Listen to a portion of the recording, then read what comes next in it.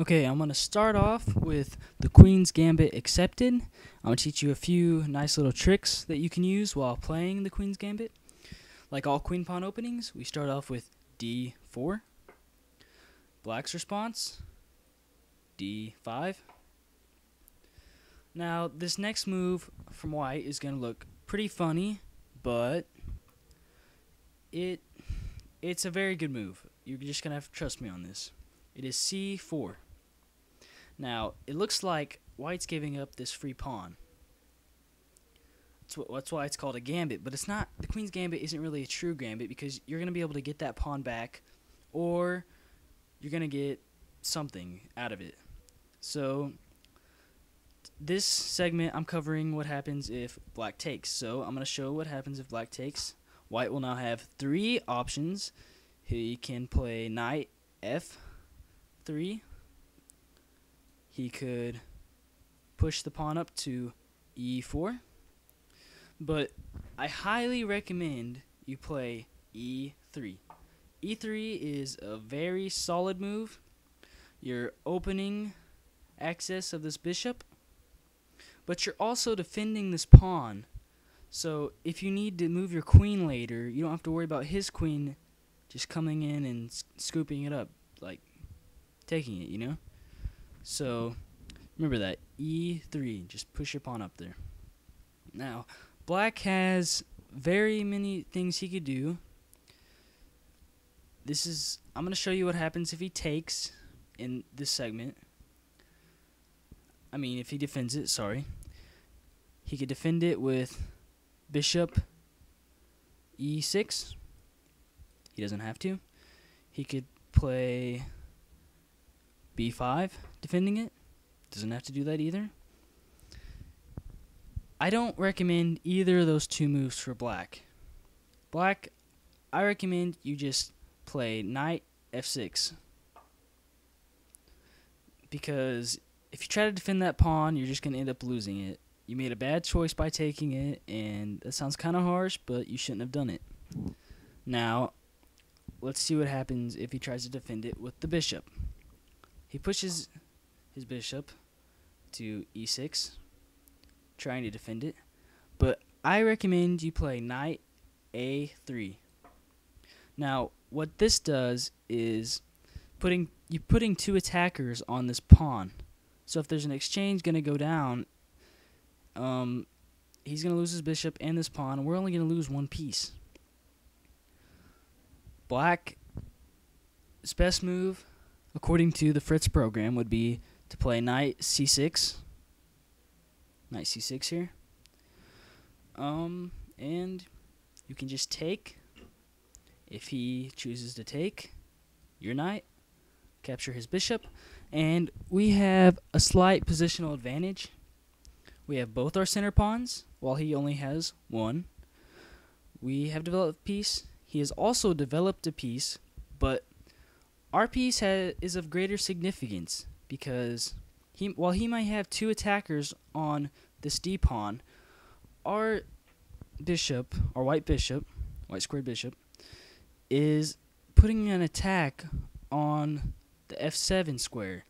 Now, if you don't know much about the f7 square, it is the weakest spot in black's army.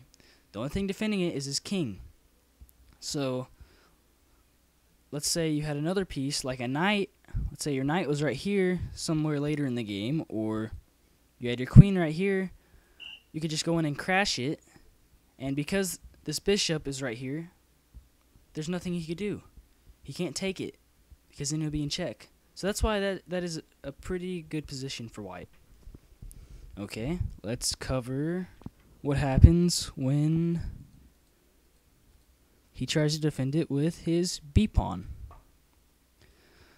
Okay, now, the best move, it's a pretty good move too, you'll see why, is just a4. Push your pawn up to a4. If he tries to take, look at this position he's in. You can take that. You can still take this. It's just overall a bad position. He's got double pawns, and white is going to have a pretty good game. So, whoops. Let's say he tries to defend it with a6. Now, just take this pawn. Anything he does, if he doesn't take this, you're just going to take his pawn on b5. If he's dumb enough to take this pawn back, or if he realized what he's done, if he's realized what he's done, he's not going to take this. But then, look what you got. If he doesn't take this, then you can just take this back, and you see what kind of game we've got here. But let's say he wants to take. He's that dumb. Look what you do. You simply take his rook, and now look what you're ahead by. Okay, let's go back. Let's say he wants to defend it with c6. Now, you're just going to take again. You're always going to take this pawn. Remember that. If he takes back, this is just a surprising overall good move. Queen f3. You see this? Now, what this does is his rook over here on a8 is in big trouble. If he can't really do anything, he can save his rook, but he'll lose his knight. So either way, you're pretty much in big trouble, black. So this is the only way to save it, if he moves his knight right here. Now you're going to say, well, how does that save it? Well, watch. If you take and put him in check, he can put his bishop right here, and do not take this piece. If you take it, his queen will take you. See? So just move your queen back to where it was in your head of knight. Don't get greedy and try and take that, because then you'll get taken. Slide it back. Let's go back. What happens if he tries to defend it with his bishop? Now, let me say this is the best move for black, because if he tries to defend it, well, the best defending move for black, because if he tries to defend it any other way, he's pretty much in trouble. You've seen all that happened. Just take it. Again, I told you, always take it. If he takes this, which he probably will if he tried to defend it with that, knight a3. Now, usually anything involving a bishop defending something, you're going to move knight a3. Fork these two. He has to move back. You're going to take. And look at white's position here. Just look at this position. This is just a great position. We have both our center pawns. He only has one. Again, this bishop is bearing down on the f7. And we have our knight developed now. It might not be in the best position, but we're covering this square, and also down here, which we don't really need to cover. But if need be, we can move and open up this file, this open file for our rook. So